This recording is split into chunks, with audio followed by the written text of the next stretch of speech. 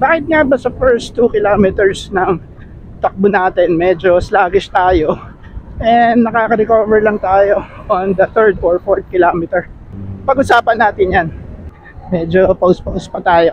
Pero yun nga, nakaka-recover yung katawan natin on the 3rd or 4th kilometer dahil yan sa transition ng katawan natin from rest mode to performance mode. So yung first 1 to 2 kilometers is what we call the warm-up phase. On the first few steps of our run, yung katawan natin ay nagsisimulang mag-adjust. Hindi pa fully activated ang muscles, blood flow, at oxygen delivery ng katawan natin. Yung heart natin ay bumibilis at yung muscles natin ay nagsisimula pa lang uminit. Kaya parang mabigat, mabagal ang katawan natin at parang kulang sa energy. Yung phase 2 is what we call the energy shift.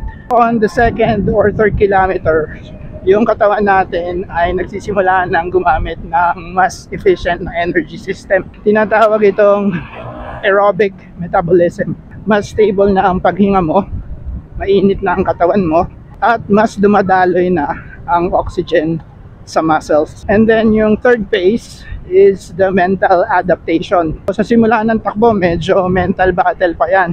Pero paglagpas mo ng 3rd or 4th kilometer, nasasanay na yung utak mo sa rhythm. Kaya naman mas relax at kampante na tayo. Tumatama na ang runner's rhythm or tinatawag din ng iba na second wind. Kung nararamdaman mo to palagi, huwag kang mag-alala kasi normal lang to. Ano ang tip? Siyempre, mag-warm up tayo ng maayos bago tumakbo. And of course, siyempre, huwag masyadong bilisan agad sa simula. Let your body catch up. And soon enough, lalakas ka rin 3 kilometers onwards. So that's it. That's our running chikahan for today. Happy Sunday. Run, run, run, Arcovia.